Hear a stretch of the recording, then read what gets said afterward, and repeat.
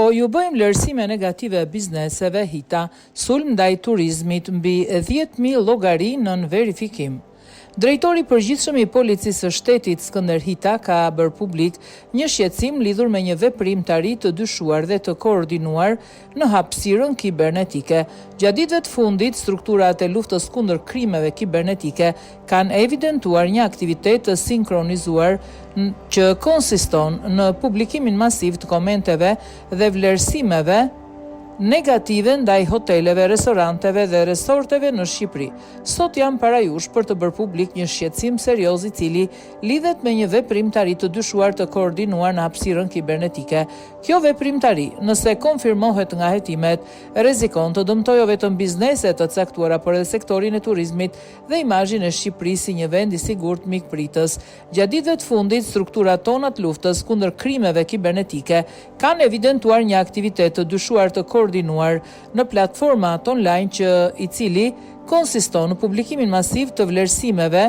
dhe komenteve negative ndaj hoteleve, restoranteve dhe subjekteve të tjera që ushtrojnë aktivitet në sektorin e turizmit në Shqipëri. Nga veprimet e para verifikuese, administrimi i kallëzimeve dhe analiza e të dhënave të siguruara deri në këtë fazë rezultojnë indicie për ekzistencën e një rjeti llogarish që kanë vepruar në mënyrë të sinkronizuar në platforma ndërkombëtare të vlerësimit hoteleve, restoranteve, resorteve dhe destinacioneve turistike. Nga analizat fillestare janë identifikuar mbi 10.000 llogari në rrjetet sociale me modele aktiviteti të ndryshme të cilat po përdoren për të krijuar një perceptim të rrem online. Sipas kryepolicit Hita, ky sulm artificial rrezikon të dëmtojë jo vetëm reputacionin e bizneseve të caktuara, por e sektorin e turizmit dhe imazhin e Shqipërisë në tërësi. Brenda një periudhe të shkurtër kohore, këto llogari dyshohet se kanë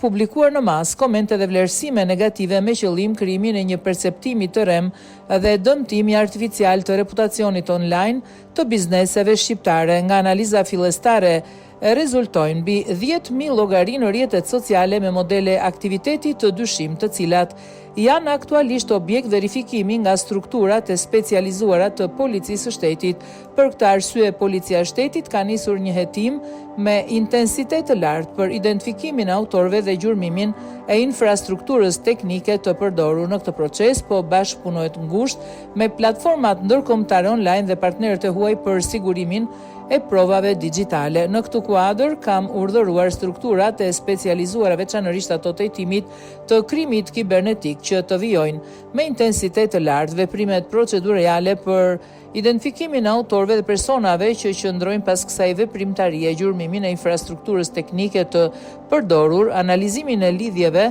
nëpërmjet llogarive, evidentimin e mënyrës së organizimit, sigurimin dhe administrimin e provave digjitale, si dhe bashkëpunimin me platformat online dhe partnerët ndërkombëtar në përputhje me legjislacionin në fuqi. Reagimi i Hitës vjen ndërsa në TikTok ka nisur një fushat për të dhënë vlerësime negative ndaj atyre bizneseve që pretendohet se mbështesin qeverinë dhe janë kundër protestës.